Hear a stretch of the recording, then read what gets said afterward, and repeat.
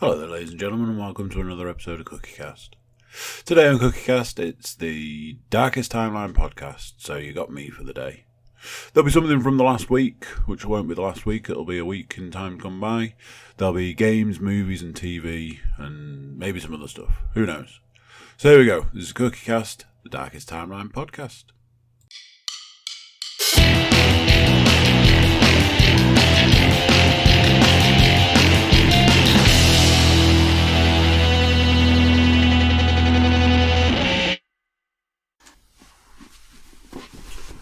Right then, here we go.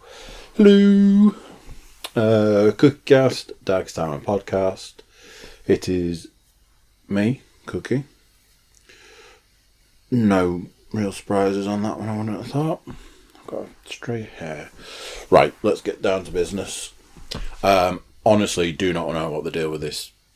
I mean, it's not even a cold at this point. The germs, I am referring to it as.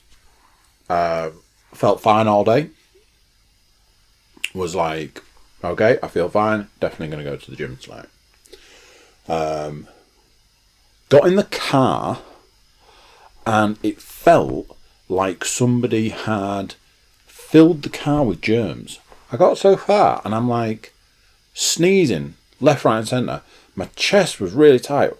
When I got where I was going, I had to use my inhaler like 3 times. And since then, I've had a big energy drink. I'm drinking a small energy drink, lucky you. And honestly, I feel like I've been hit by a train. At this point, I presume this is now going into 2 weeks. The person that gave me and the baby the original cold is still saying that they're struggling with it. They just can't get rid of it. And I'm like, yeah. Tell me about it. Honestly, this is like... I mean, back in the day, I imagine this would have been referred to as like yuppie flu. But man, yeah, right now, definitely feel like I've been hit by a train. Hoping it clears up over the course of the evening, but anyway. Okay, so... few things to cover. Couple of things from the week. Just managed to fit a movie in this week. I'm thinking that's about to change. I need to take a film down from over there. 2 TV series. And then it's games time. So let's crack on. The laptop's about to try and take off. So I don't know whether to give that a minute and see if it actually takes off. Or just move on. Let's move on. Right. I've got beef. And I want to air my beef. Now then. I'm not going to use any names in this beef. That might give an idea. You might get an idea of why. You might not. Let's see. I have an issue with text messages. I'm not using any names, but this beef spans groups, people, individuals. I don't want to give too much away because I'm not going to use any names. Basically, if you're listening to this, you probably know who you are. And I have beef. So let's cover a few things off. Number 1, if I send you a text message and that text message has a question, which is denoted by a question followed by a question mark, it'd be real nice if or when you respond, you answer the question. So, that'd be real nice. Obviously, people's days can be busy. People get confused. People miss things. So, for the first one, you get the benefit of the doubt. If you then respond, and I'm like, oh, well, you know, could you respond, but you didn't answer my question, I ask you the question again, question followed by a question mark, send. Second time is a little bit like, maybe you missed it again. However, it's a little bit rude. So there's that. If I have asked you the same question 6 times in 6 different messages, and you haven't responded if you haven't answered my question, honestly, the situation there is fuck you. So there's that. Obviously, it's a mini beef, but it still falls into it's kind of rude. Group messages is next. If you're in a group, you're like WhatsApp, I guess it'll be. If you're in a WhatsApp group, and let's say I send the group a message as a whole. Let's say there's, let's pick a random number. Let's say there's 6 people in the group, and I send a message, and nobody responds. That's 6 including me. That's 5 people who will have all seen that message. We're not living in a world where people aren't literally glued to their phones. So what that means is that you've taken the choice to ignore the message.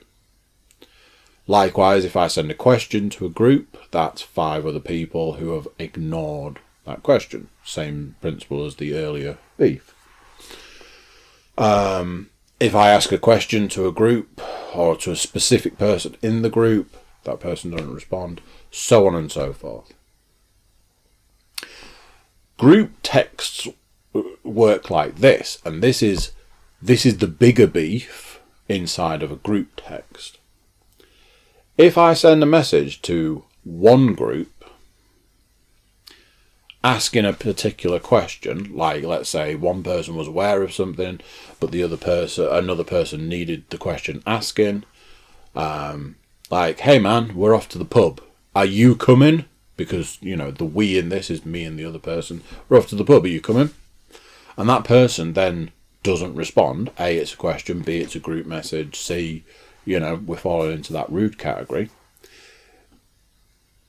Let's add a little bit of spice, a little bit of salt and pepper to that rude meal by responding to a message in a different group. What this means is you've seen the message, you've chosen to ignore it, fuck off computer, and then you've added that salsa, that spice, that sauce to your rudeness by going, yeah, I saw your message, yeah, I didn't respond, but I did respond to that other group text. It's rude. We live in a world where, text messaging it's huge. It's bigger than phone calls. Do you remember when you got a mobile phone and it's like, oh cool, I'll be able to ring people, and then within a couple of years it was like, cool, I've got a mobile phone, I'll be able to text people, and now it's like phone call, don't know what that is.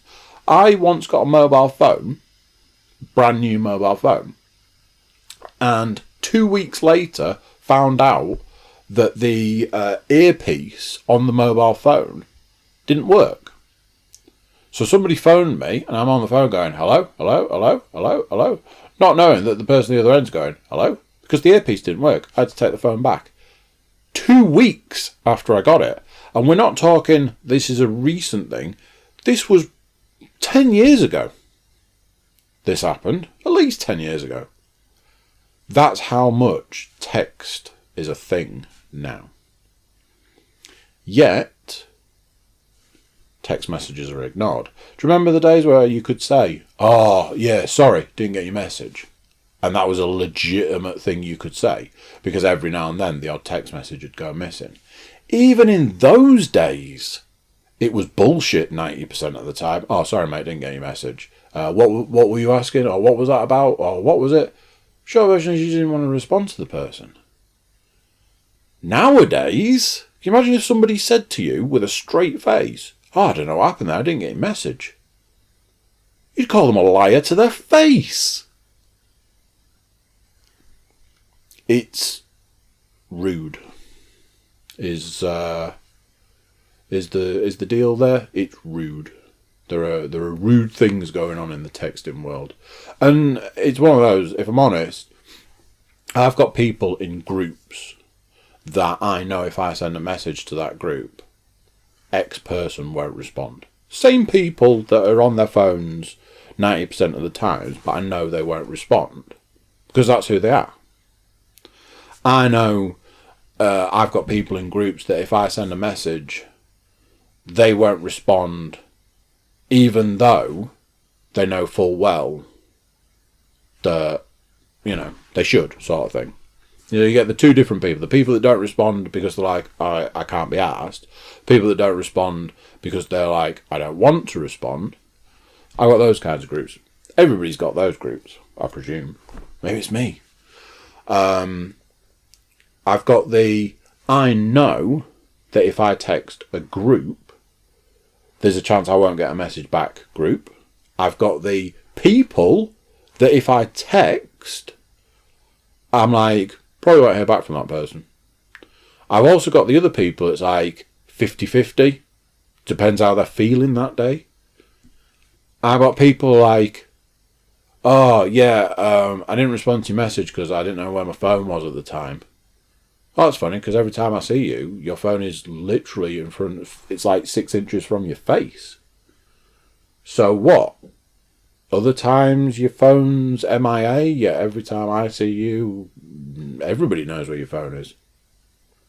Then there's the people you accept it from. So there's like, I've got friends who are like, sorry, I didn't respond to your message. I just didn't respond. It's like, that's fine. But then there are other people that's like, yeah, I didn't respond to your message. Yeah, you didn't respond, did you?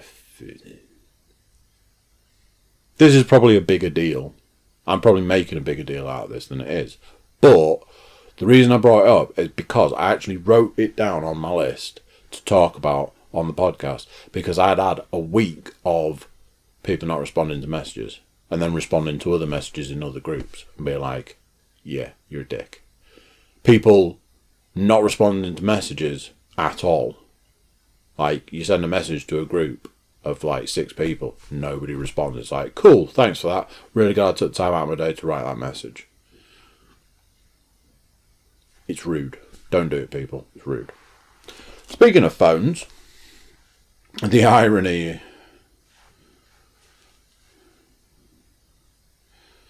Where's my list?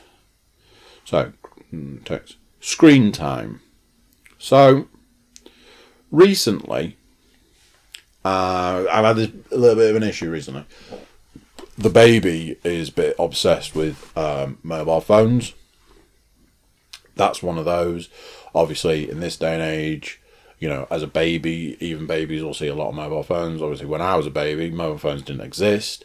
And then the next generation, mobile phones won't have been as prolific. They'll have been around, but, and then I consider we're probably another generation on at this point. For example, I've lived at a time where the people that were children while I was, when I was an adult, have probably grown up to the point where they could have had kids at this point. So we're talking like another generation.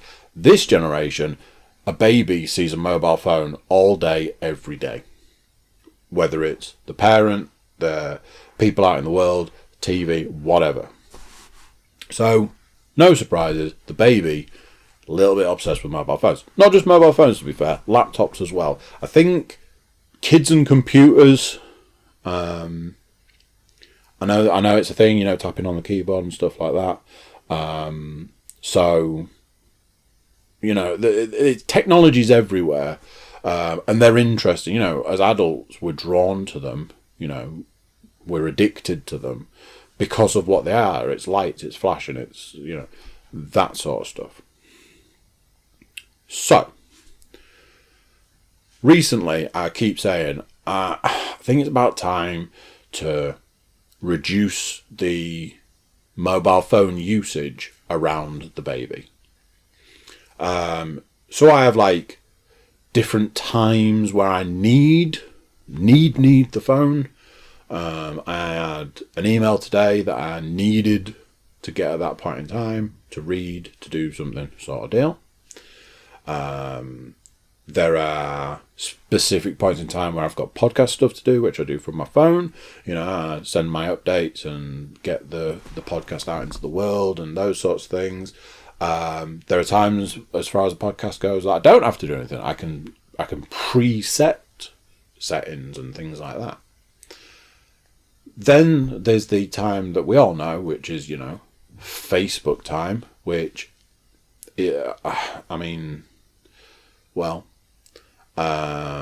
and social media of other sites, Instagram, Twitter, that sort of stuff.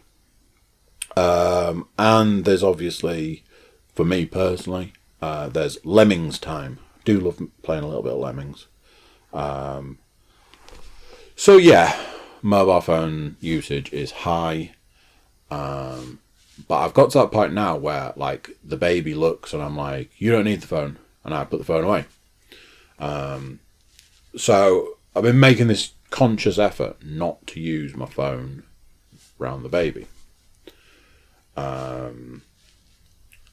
Today, I got my weekly report for mobile phone usage from the wonderful people at Apple. They send me a weekly report, just like there's anybody that owns an Apple device. This is how much, on average, you've used your phone in the last week. And my eyes nearly fell out of my head. I was like, holy shitballs.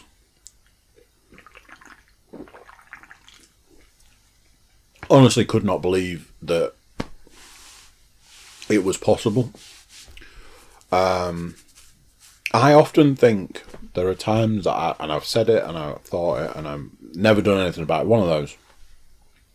I honestly think that there are points in time where I could just turn the phone off and not never go back to it, but just turn it off. The two things about this. One, how many times have you ever actually missed anything important? You think about, like, your phone usage in the last week. How much of it was important? Did you need to see that cat video? Is your life more enhanced for seeing it? It's nearly Halloween at this point. And yeah, there's the video of the dogs trick-or-treating. Great, it's funny, it's great, it's Halloween, wonderful. What percentage is my life better for seeing that video 3 times in the last week? The other thing is, there was, I remember there was a point where there was a very short-lived, it's one of those where you're like, ad campaign to stop people texting and driving. And it flashed up on the screen, like, there was this thing about the last text message this person received before they were involved in a car accident. And, like, the text messages were like, okay, all right then, see you then, be there in 5, this sort of stuff. Not a single one of them was important. Not a single one of them required attention.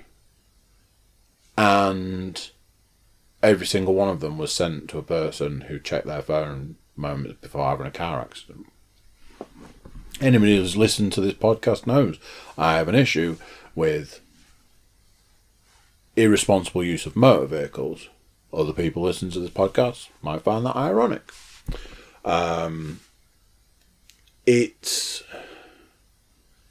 a strange concept. You know, if I turn my phone off now,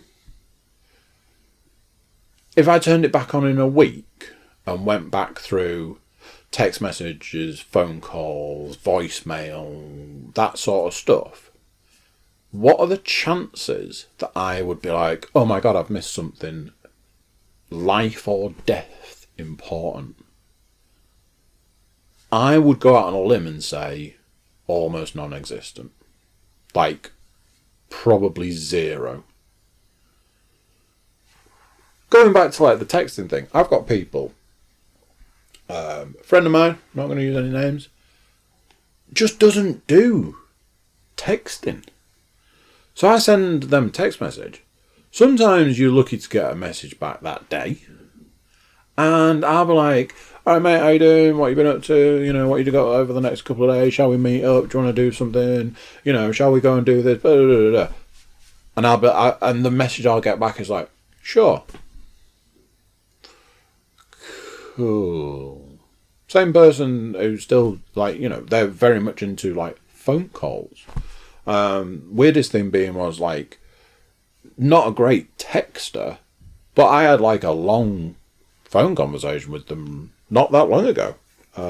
It was quite nice. So I just like the thing with like the baby being obsessed with the phone, this thing with the report that came through saying how much on average I'd used my phone each day for the last week, and this sort of realization of me going, honestly, is any of it really that important? I should try it for a week, turn my phone off and see. I mean, I think we both know I'm not going to do that. Who would play Lemmings for me? But yeah, that's my rant about. It's not a rant. I'm not bitching. I'm not ranting. It's just an observation. Right, let's talk some turkey. I watched a film today because, if I'm honest, and this is something I want to address, if I'm honest, I knew I was doing the podcast and I knew I hadn't watched a movie. And at a point where I was like, oh, but I'm watching that programme, I made the executive decision to give you guys not only movie content, fresh movie content, a film that has recently come out. Obviously, by the time you hear this film will be quite old. So, yeah. Anyway, I watched the film The Laundromat. I'm going to go out on a limb and say I think it's a Netflix movie, which, you know, that's a big thing these days. There's a lot of Netflix movies. There's one coming out on Friday, which looks quite good. That Dolomite movie. Was a bit like, oh, this is a very interesting collection of disgraced black actors. Cool. You know, lead character is Eddie Murphy and Wesley Snipes seems to be in it. Cool. I have a lot of time for both of them. But that's not the film. No. I watched The Laundromat. Let's see who I can rattle off at the top of my head.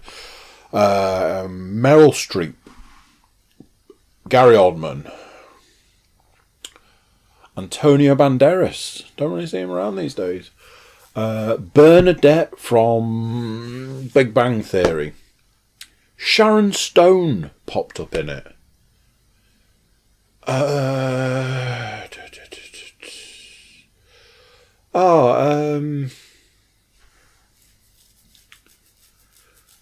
I want to say,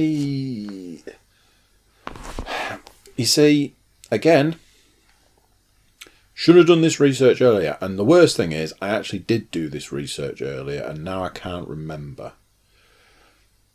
The mind is going, hominid, the freaking hell. Really sorry, give me 2 seconds. James Cromwell was in it briefly at the beginning. That was it. Robert Patrick and David Schwimmer were the other 2 people. Melissa Raunch is Bernadette. I'll just have a very quick look. Jeffrey Wright. Yeah, Sharon Stone said her. Right, let's leave it there. So, as far as cast is concerned, very good. Saw a trailer for it a little while ago. I was like, ooh, this looks like The Big Short with comedy added to it. Which, no bad thing. The Big Short's an exceptional film. Terrifying movie. Very good, though. Really good. If you haven't seen it, give that a watch. But yeah, super serious. Straight down the line. Based on a true story. Very true story. Irony being is the job that I do now. I actually ended up getting the job originally because of what's in The Big Short. So I saw a trailer for it a while ago. Obviously there's a lot of actors flying at you. It's like, whoa, Academy Award, Academy Award, Academy Award. And it looked interesting. Principle being is it's based on a true story, or true stories, which I should have paid more attention to at the time. So the true story. Wow. I was just going to read the blurb, and the blurb starts with, in this The Big Short-esque dramedy. So I presume that is drama comedy mixed together. Jesus. What is the world coming to? Based on the Mossack Fonseca scandal. A cast of characters investigating insurance fraud, chasing leads to a pair of flamboyant Panama City law partners exploiting the world's financial system. Right, how do we do a brief story without ruining it? Meryl Streep and James Cromwell are married. There's an accident. He dies. Okay. She is then informed that she's going to get a massive payout from the insurance. As that starts to unfold, the insurance, the boat captain, Robert Patrick, David Schwimmer, it seems to be his business partner. They've tried to cut corners and certainly costs by getting cheaper insurance. Turns out the insurance is fake. Basically, it's a movie about shell corporations and how wealthy people use shell corporations. Stuff like that gets real. I don't know. I understand things so far.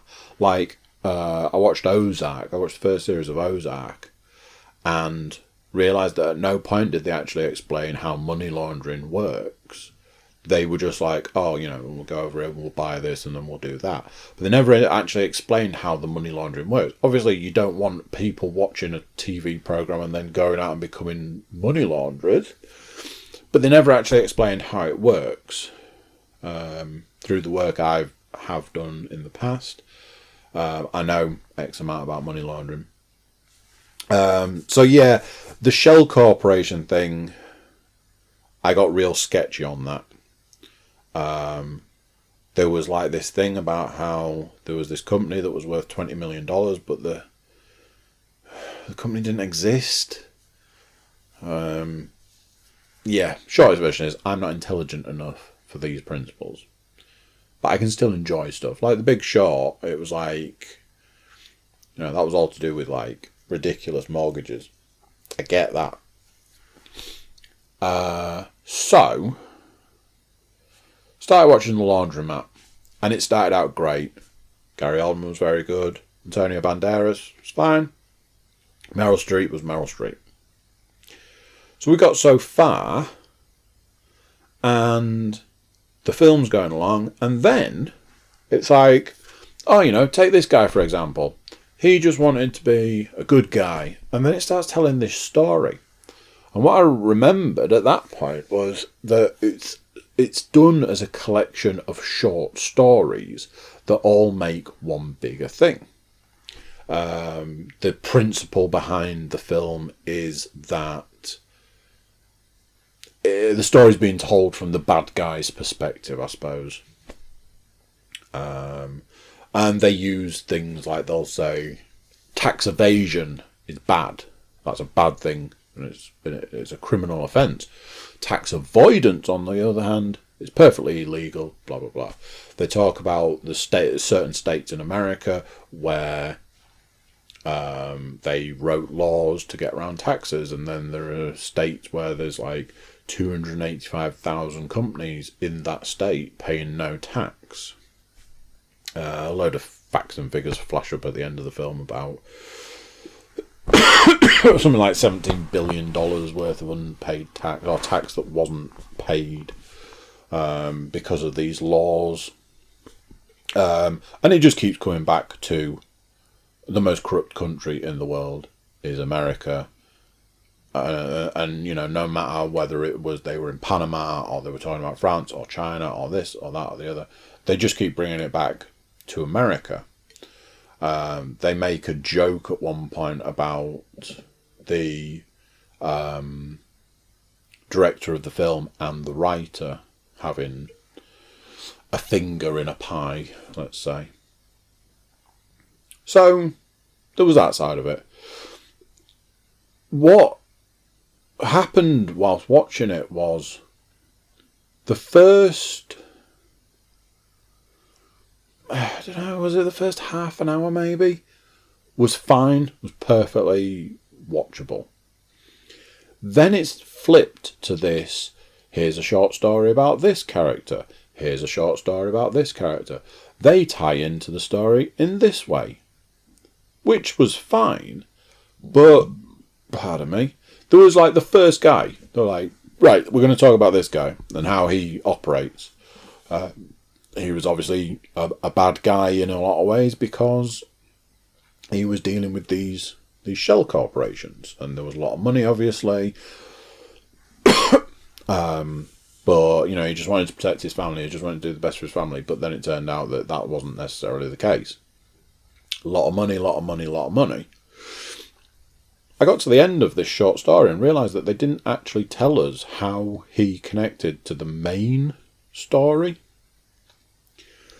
Every now and then they'd flash back to Meryl Streep and what she's doing because she's trying to uncover the plot. Which, again, they were super light on her part. What was she doing? She seemed to go to various places to try and find people that were connected to this plot, this story, or whatever. It felt very much like they wanted to do The Big Short, which, as the blurb says, that's exactly what they set out to do. But they wanted to do a comedy version of it. And it's like they set out to do that, got so far and went, that's not really working. Let's do like a load of short stories and put them in it, which they did. So every now and then, Gary Oldman pops up, every now and then Antonio Banderas pops up, every now and then Meryl Streep pops up. But then there's just these short stories that you don't 100% know how they connect to the bigger picture. And then at the end, everything comes crashing down, as they always do in these films. And then there's the moral at the end of the story is greed is bad, America's bad. I don't know.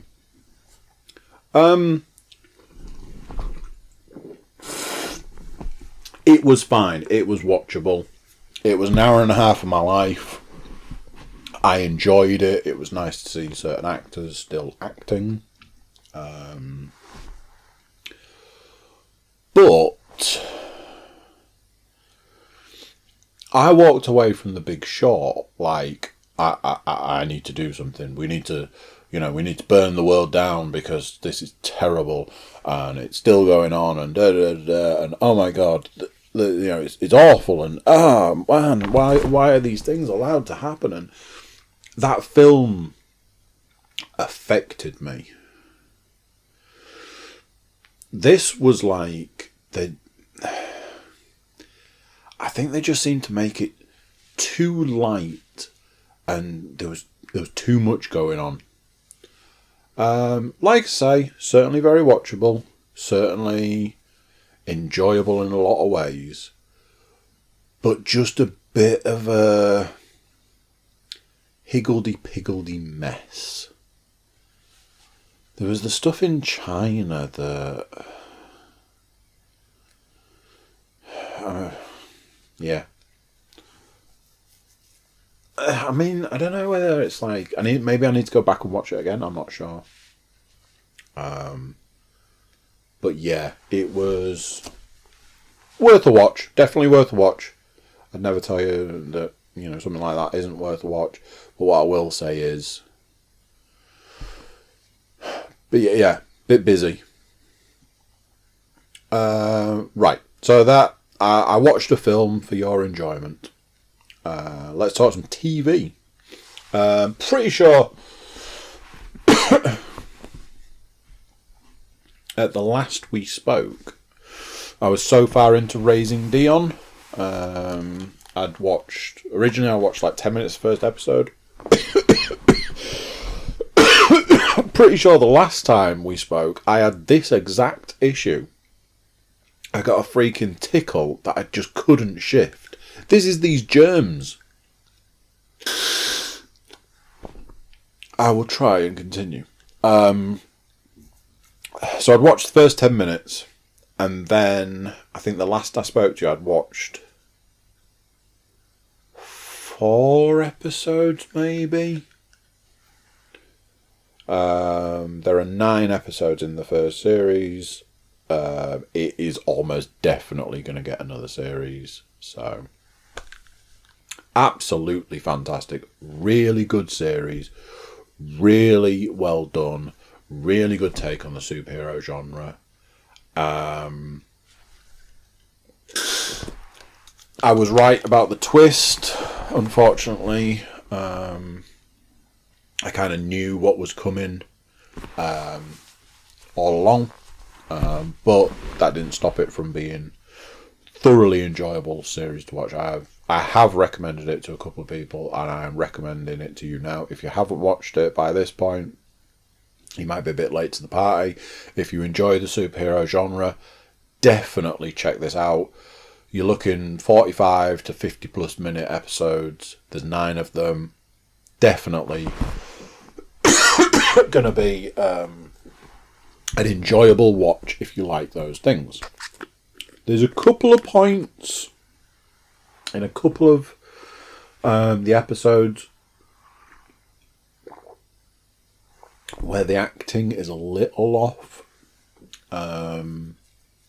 Obviously, the rules in acting, never work with animals or children.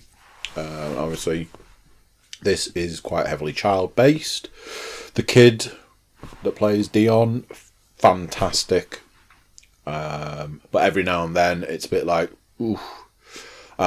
He wasn't the only one, admittedly.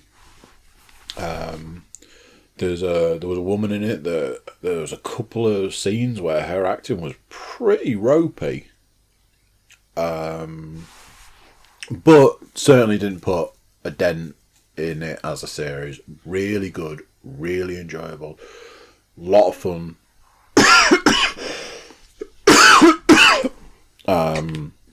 Couple of concepts in it that I really enjoyed. I won't spoil it because it would spoil it, but yeah. Sorry about this tickle. Don't know what this situation is. So that was Raising Dion. Check it out. I am watching a series at the moment. Watched another couple of episodes today. I think there's only 4 episodes. So maybe I'll watch like an episode and a half, maybe. The series The Defiant Ones. So I might have mentioned at some point that I was watching The Evolution of Hip Hop.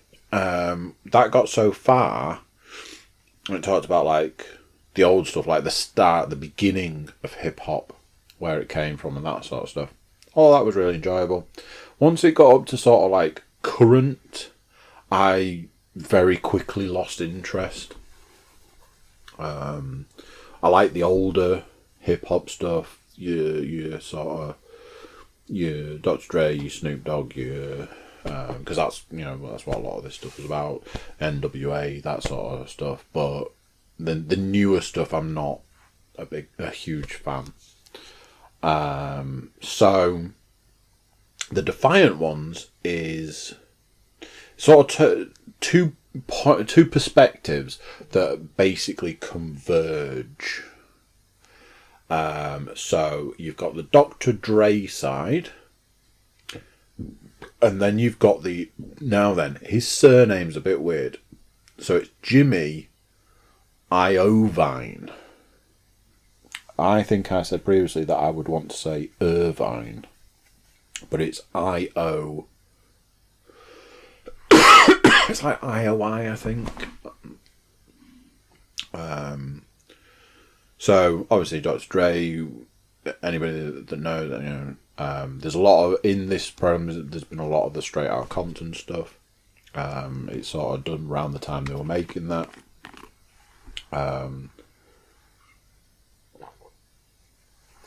So it goes through that story. NWA, then when NWA split, and like the Eazy-E stuff, the Ice Cube stuff, the Dr. Dre stuff, the Snoop Dogg, Tupac, the Suge Knight stuff. All of that is like the Dr. Dre side. Then there's this Jimmy Iovine. So his story is like Bruce Springsteen, U2,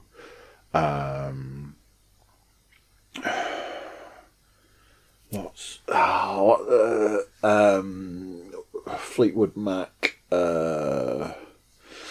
Yeah, I mean these germs are kicking the crap out of me. My brain just doesn't work properly because of these freaking germs. Stevie Nicks. I just kept wanting to say Susie and the Banshees, and I've no idea why. So that's where he sort of started. He was like a record producer back in those days, and then he worked with John Lennon. He worked with like these huge names early on, and then where Dre went down the Death Row Records route, he went down. It got to a point where it was like, not the producing side of it wasn't really him, and he wanted to make a record company. So he got some friends, made Interscope Records. They were linked to Time Warner and all this sort of stuff. And it's sort of I think the short version is that, well, the episode I watched today, basically the two sides, the Dre and the Jimmy Iovine side, converge and they come together. The episode I watched today, there was stuff about Nine Inch Nails, stuff about Marilyn Manson, like artists that signed with the record label that said, I want the ability to sign other artists. So when they signed Nine Inch Nails, they had to get them out of a contract. Obviously Trent Reznor wanted to sign Marilyn Manson. Anybody that knows anything knows what that sort of went like. I mean, has anybody been more protested than Marilyn Manson? Or blamed for stuff more? Shocking news, people. He's a businessman. Anyway. So that's been super interesting. The Straight Outta Compton movie, if you haven't seen it, or if you have any interest in it, very good. The whole that time, that era, that story, it's very enjoyable. Some issues I spoke to a couple of people at the time of watching that film, and they were sort of saying you have to look at who's producing it. Obviously Dr. Dre, it's like that history is written by the victors. So, you know, the army that wins the war gets to write the history books. But that sort of means that the truth gets lost and left behind. So people that said about like the Straight Outta Compton movie, how they'd sort of beefed up certain parts of the story and sort of played down other parts.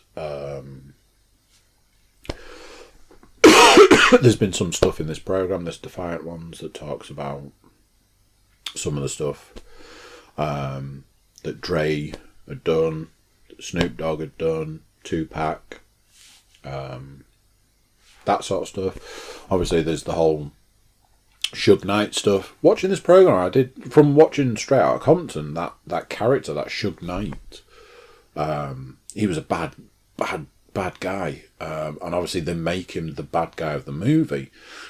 Watching this program, I'm like, maybe it's that sort of thing that he's gone. You know, he went to prison. He was convicted of. It was like something to do with probation. He like breached probation and went to prison for 9 years. And part of me started to wonder, it's like, well, he's in prison, so he can't argue his point. So is everybody just pinning everything on him? Who knows? I wasn't there personally. But it's very enjoyable. It's very enjoyable to watch. It's an interesting time that's being talked about. Like, music's gone through these changes. Obviously, from the Jimmy Iovine side, the music, the years that have been through, the Dre stuff that's been, you know, obviously going on for a lot of years. I think there's only 4 episodes. I think they're like an hour a piece. So I think I might only have 1 episode left. Been very enjoyable, and I look forward to sort of finishing that off as a series. Not sure what I might watch next, but that's generally sort of part of the fun of finding something to watch. So, let's talk some games. In the VR world, I picked up Gun Club VR. I mean, I don't know how this would sound, but I have an enjoyment of guns. It does sound bad, doesn't it? I like the mechanics of them. I think that they're interesting machines, interesting tools. You know, the loading and the unloading, the way of different ways that different guns fire. And this is a game that gives you the opportunity to get a little bit closer to that sort of world. I mean, living in England, we don't have the capability to load and fire a gun. Obviously, if we lived in America, that would be very different for good or bad reasons, whatever. So this gives you that opportunity to get a little bit closer to a firearm. Some of them are like an old school Tommy gun versus like a pump action shotgun. There's some really cool pistols. Trying to do a shooting range with like a 6-shooter that you have to reload. Can be interesting. It's fun. There's a zombie element. There's a part of me that's a bit like, man, I really wish that it was just zombies, but obviously it's like a shooting range. So the zombies moan and groan and come at you like zombies would, but they're just the cardboard cutout of a zombie. I do kind of wish that they were like proper zombies. But it's fun. It's a fun game. I held off getting it because I was like, how much fun can you really have loading and shooting guns? If I'm honest, quite a lot. The zombie stuff's good. You've got like what's called a sideshow thing, which is like shooting targets as they sort of spin round, like you would see it like a carnival, I guess. And then there's like the one that's called like Allied, where you're shooting what would appear to be Nazis, for want of a better way of putting it. It's fun. Trying the different guns is fun. I had to go with like a big powerful 6-shooter. You can buy upgrades like laser sights and torches. Some levels require a torch because it's in the dark. I haven't tried a lot of the rifles or like the machine guns and stuff because it's very shooting range, and sometimes you don't want to be spraying bullets everywhere or trying to like one of the guns I've got is like a bolt action rifle, and all I can think is like single shot, single reload bolt action rifle when you're trying to take down zombies. Not the sort of thing you want. But it's super fun. It's quite detailed. Like I say, you do levels, you earn money, you use money, you buy guns, you buy upgrades, you use those guns, you use those upgrades, rinse and repeat. The developers keep talking about this sandbox element, which I've had a quick go on.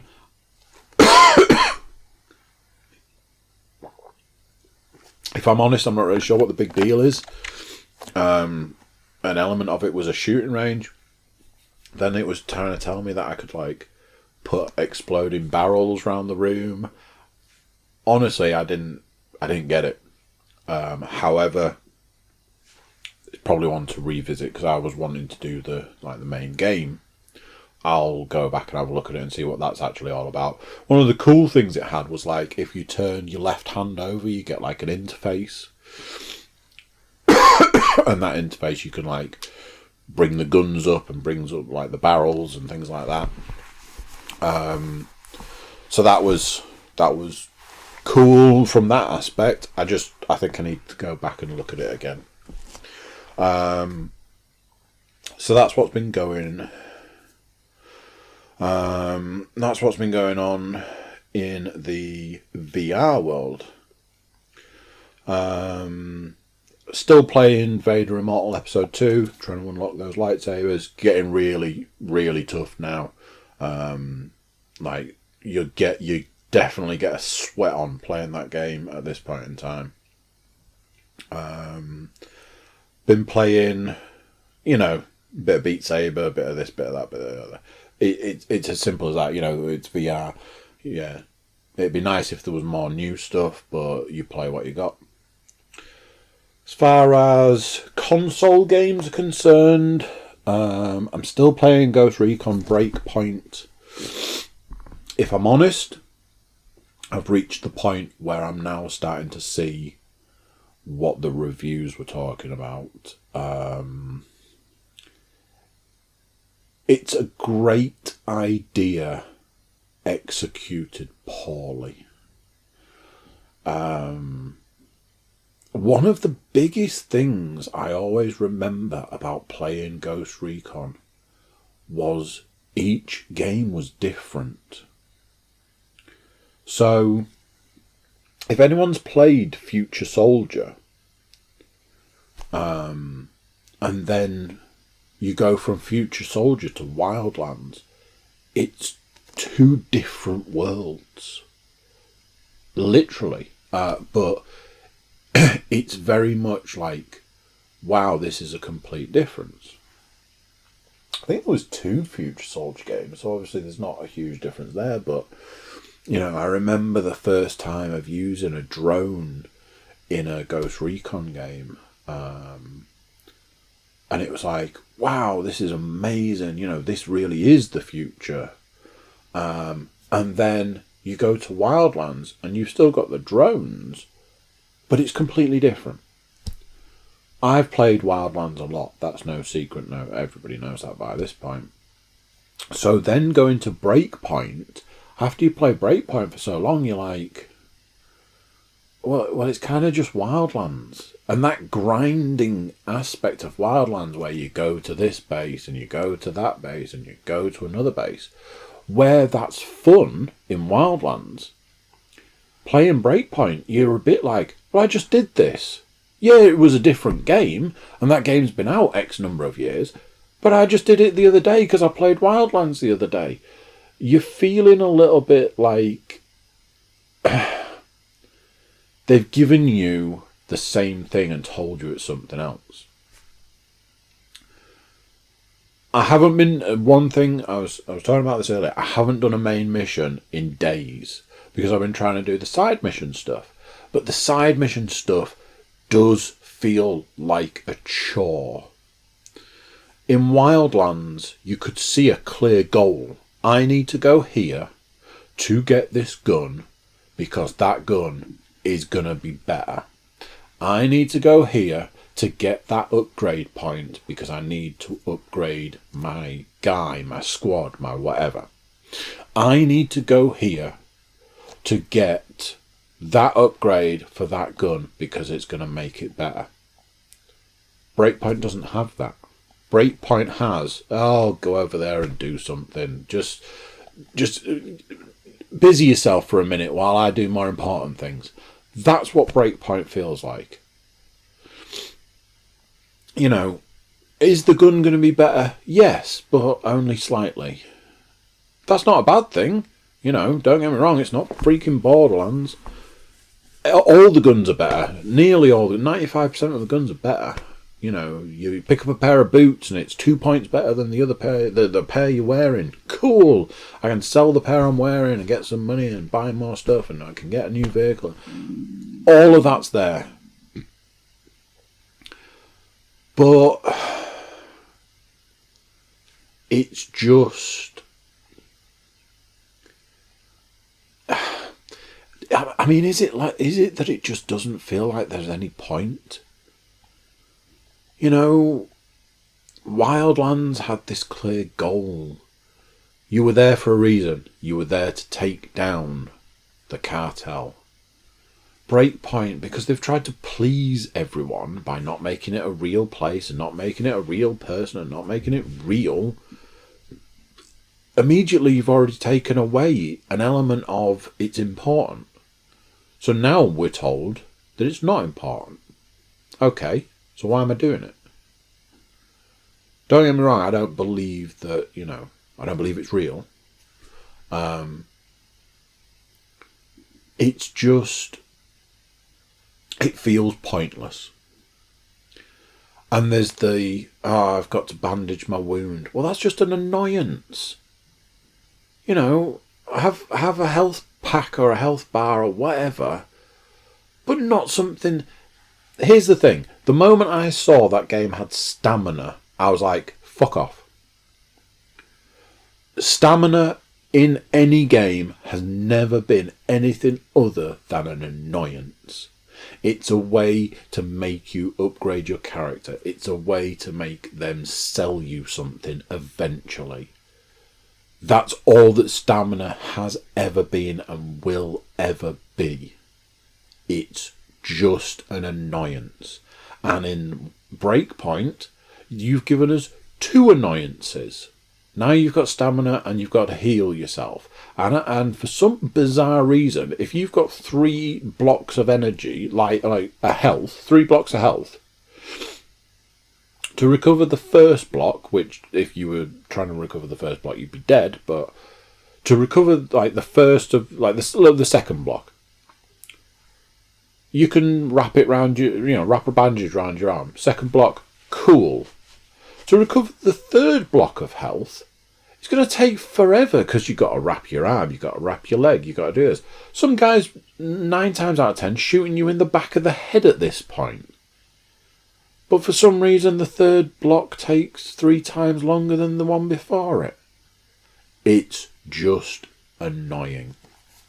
Here's the thing. The reason that I get annoyed about these things is because, again, I got to the point with Breakpoint where I actually really wanted to like it. Deep down in there, buried under a lot of horseshit, is a good game. or there was the idea of a good game. But when you just heap these piles of shit on top of the core game that could have been good, you just end up with something that smells like horse shit. What's that saying? If it smells like horse shit, and it looks like horse shit, and it tastes like horse shit, it's probably horse shit. That is where we're at with Breakpoint. Now, this is not a review. This is just where I am at this point in time. I will turn it off to play VR. That kind of says a lot.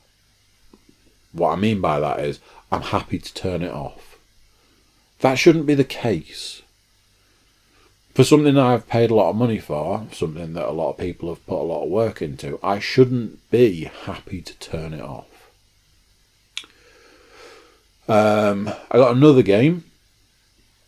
It's a really long story, one that I will spare you. Let's just go with I got another game. That game is a game called Code Vein. I might mention that I played a trial version of it. Like the trial version enough to get the game. This is what I'm considering to be my back burner game. I'm not currently playing it. I've played what was given to us in the trial. I've got up to the end of the trial and I've moved on. I have ceased playing that game at this point in time to try and get through more of Breakpoint. If there comes a point where I get to, with Breakpoint, where I'm like, I don't really care, I don't really want to play this anymore, I will probably leave it there and go to Code Vein. Otherwise, Code Vein is the next game. Probably went through all this at the time. It's vampires, and your character is special. Let's just go with that. At the time I said, I've made this super vampire looking character. You could import your character for like the facial features and the body style and all that sort of thing from the demo, which was a super cool feature, and I did it. So my character is this super vampire looking guy with tattoos on his face and long hair. So I'm going to give that a whirl. It's been described as Dark Souls without the difficulty, something that I could really get on board with. Having played the full game, the difficulty from the trial version is about the same, so I'm happy with that. Did get a little confused because it seemed to want me to go back to the area where I started. Either I've got that wrong and I'll discover that as I play through it, or that's right but there's a reason for it. So yeah, that's kind of that. Those are the games that I've been playing at this current point in time. Those are the games I'm playing. As anybody who listens to the podcast will know, I usually finish talking about my gym experiences. You might have guessed at this point in time, I haven't been to the gym. It's quite simple. These germs are kicking the crap out of me. I start the day with the intention of going to the gym. I get to the afternoon and start feeling rubbish. And at this point in time, my nose is blocked. I've got this tickle throat thing going on. I've got a headache. My arms ache. I feel like crap. Honestly, do not know what is going on. Honestly, just wish it'd bugger off. I did go swimming at the weekend. Managed to do some swimming, which is cool. So I'm still getting the exercise. And got a little bit of a walk in today. But yeah, the germs need to do one well and truly, because it's starting to wear real thin right now. So there, I'm going to call it a day there, because there's nothing else to really talk about. Thank you for tuning in. Thank you for keep coming back, for those that keep coming back. Thank you to new listeners that are new listeners. And I'm going to say goodbye, and I'll catch you next time. Bye. So there you go, what do you think of that? Another one done. YouTube watchers, make sure you're YouTube subscribers, like, share, comment, all that sort of stuff. Everybody jump over to the Cookiecast.com, check us out over there, send us some love. So there we go. And until next week, I'm going to say bye, and I'll see you then. Bye.